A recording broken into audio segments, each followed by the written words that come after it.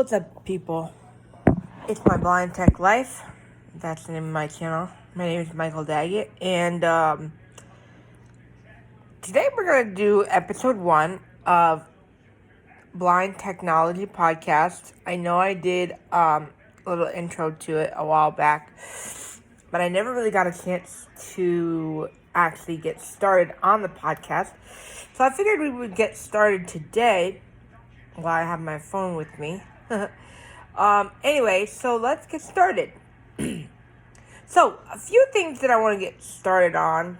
A few things I want to talk about first. There's a lot of technology for blind people, whether you're looking at computers.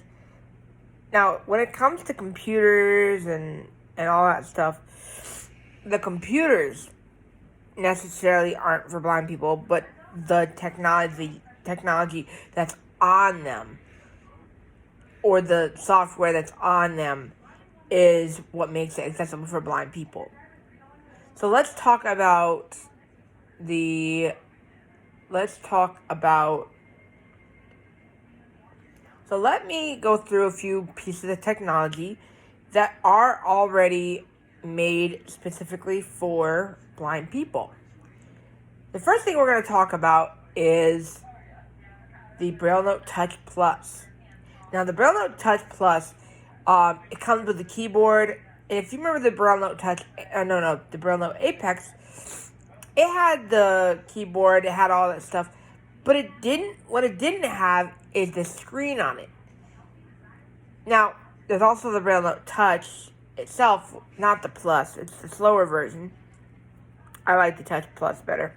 Anyway, so when it comes down to it, how is it more accessible than a computer with JAWS? Because it's more Braille. Now, let me give you some of the features that it has. I don't have it with me, but I know a few features that it has. Let me give you a similarity that has, like, all Braille Notes have email. All Braille Notes have the calculator, but not all of them have Easy Reader Plus. Easy Reader Plus comes with the Touch Plus. It doesn't have it on the Apex. That was the one that I had before I had my Touch. Now, and I think all of them also come with Google Chrome. Actually, except for the Apex. The Touch and the Touch Plus both come with Google Chrome and all that stuff. Oh yeah, and keyword. All Braille Notes, including the Apex, come with that in them. Now, if you know how to handle a Touch, like if you know how to use it and whatnot, and that's cool.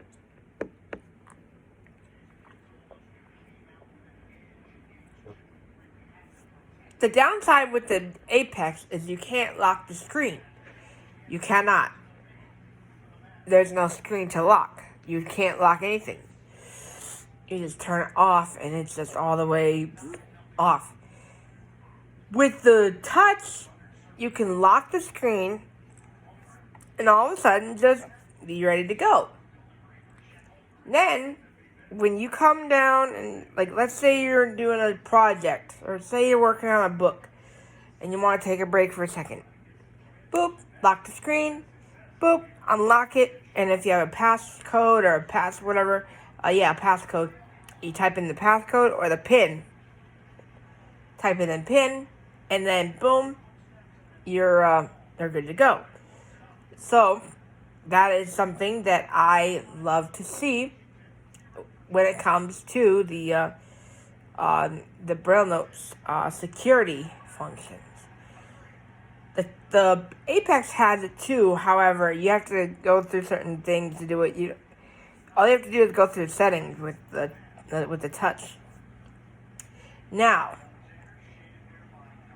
next up is our it's something that I feel like we need to talk about too.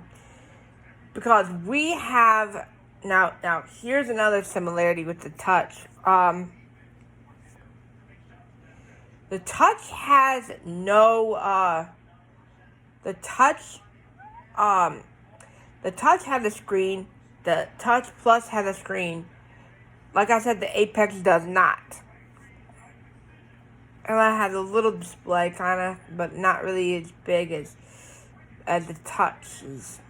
Now, also, another cool thing about the Touch is that it has Touch Braille. Now, some of you might be wondering, well, what is that? Touch Braille is you touch the screen or touch where the touch area is, and you can type with it. So you can either type with the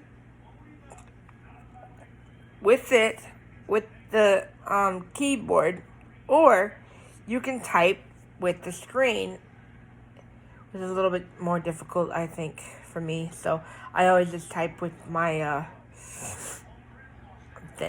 with my keyboard. Let's move over to another piece of technology that's already used that blind people automatically use. The Victor Reader Stream, also created by HumanWare. The Victor Reader Stream is for books, magazines, podcasts, whatever you want to listen to. And that's another great one that I think is going to be great for blind people. Oh, yeah. And there's also the Victor Trekker, the Trek one. Now, that one's a directional one. So, if you need directions somewhere. Oh, let's go back to the Touch, though. That's another thing it has.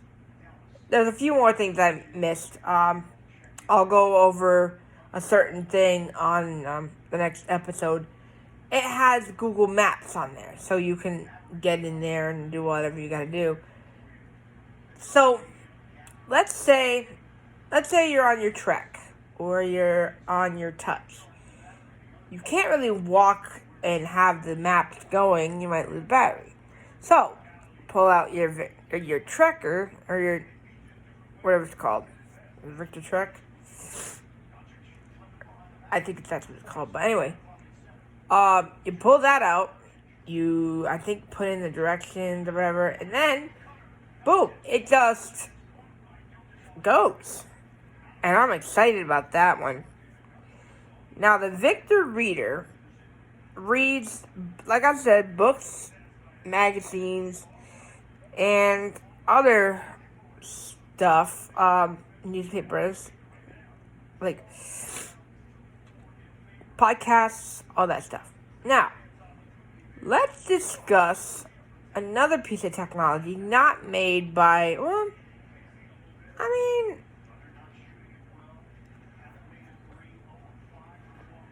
I don't know if they created this one or not. Actually, wait, maybe Bard did, actually. The e-reader. I think it's called the NLS e-reader. A buddy of mine has it, and he likes it. It's a Braille display, and you can read books on there. You can read all that kind of stuff on there. And so, yeah, that's a pretty interesting situation. It's for the blind, so it's pretty interesting. Also, here's another piece of technology. A money reader. There are money readers that are technology. And it's pretty cool, basically. So, let's discuss some stuff that have made blind people, made things more accessible that maybe were not on their minds.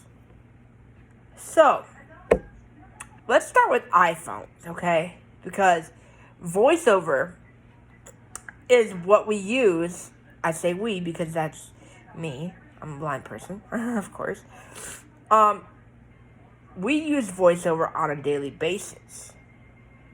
And so, whenever I listen to my VoiceOver tell me, let's see. Speech on. Face near bot. Stop record. 10 minutes. 1 second. Speech off. It's not. Okay. Already been going for 10 minutes. So you just heard it say 10 minutes and 1 second. So it reads that to you. Now all I have to do is if I want to, let me show you. Stop recording. Speech off. If I want to stop recording right now, I'm going to double tap on my screen. That is going to stop the recording and make things a lot easier for me to post this video. I'm not going to do that yet because I'm not done exactly yet. Let's go now to the MacBook, whether it's 13, 15, whatever. It also has voiceover. Now, it's a little bit different than an iPhone. Let me explain a little bit how it works. I'm also going to do a tutorial on JAWS, too, for you guys, so that you guys can hear it. Oh, yeah, and that's another thing. I'll get to that next. There's a lot of key commands that are different from Windows, but, yeah, so next is JAWS. Oh, wait, iPad has it. All the Apple devices have iPhone. I have voiceover. Next, we're going to go to JAWS. And JAWS is really cool, but I've noticed sometimes it cuts out from time to time, and I have to sometimes turn it off, turn it back on. It's a hassle. So I'm hoping, like I told you in the last video, I bought a Mac on Amazon, for what, $2,100? $2,200. I bought it for $2,200, and a 14.2 inch, and I'll just say 14 inch.